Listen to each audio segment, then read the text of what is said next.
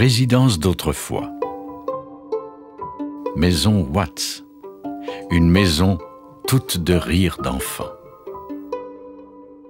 La construction en 1881 de la maison Watts, du nom de son premier propriétaire, s'inscrit dans la foulée d'une activité économique de plus en plus effervescente à Drummondville.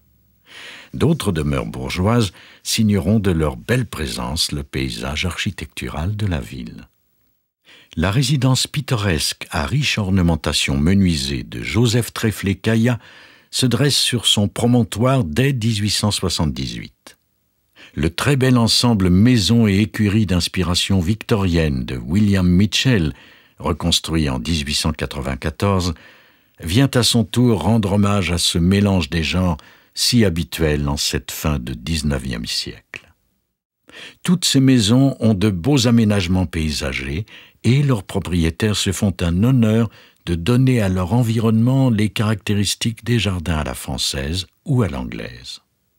La maison construite par William John Watts se taille une place particulière au cœur de la basse ville où s'est regroupée la majorité des commerçants et des artisans de Drummondville. William John Watts est député de la circonscription de Drummond-Arthabasca à l'Assemblée législative. C'est donc un membre influent de la bourgeoisie anglophone qui contrôle le développement de cette ville. Sa grande richesse lui vient de son père, lui-même héritier d'une grande partie des biens laissés par son cousin Frédéric George Hériot, qui a fondé Drummondville en 1815. John Watts et son épouse ont arrêté leur choix sur une maison québécoise bien adaptée à la froidure des hivers canadiens par ses fondations creusées au carré surhaussé. Pour éloigner des murs l'égouttement des eaux de pluie et de la neige, le toit se prolonge par un larmier incurvé qui sert également d'auvent à la galerie avant, lieu propice aux discussions de toutes sortes, colorées par le soleil levant. Le jardin des Watts, entouré d'une large palissade, était, dit-on, un petit paradis terrestre où massifs de fleurs, pergolas, arbres fruitiers et même ruches faisaient agréable et bon voisinage. Dans son ouvrage intitulé « Drummondville, 150 ans de vie quotidienne au cœur du Québec », Madame Ernestine Charland-Rajotte raconte l'anecdote suivante. Le jardinier qui prenait soin du domaine s'apercevait que les pommes disparaissaient bien vite. Alors, pour reconnaître les mécréants qui venaient les voler, il imagina d'arroser les pommiers avec une solution d'un vomitif afin de pouvoir identifier les voleurs. Monsieur Watts avait un jeune fils d'une douzaine d'années, appelé Bob, qui fréquentait l'école avec les garçons du village. Bob avertit donc ses amis de bien laver les pommes quand ils viendraient en voler pour éviter d'être malades et démasqués. Et c'est ainsi que le jardinier ne put jamais identifier ces voleurs de pommes, malgré sa grande ingéniosité. La famille Watts a habité la maison de 1882 à 1915. Le second propriétaire est le docteur Béliveau, venu pour travailler à l'hôpital Sainte-Croix.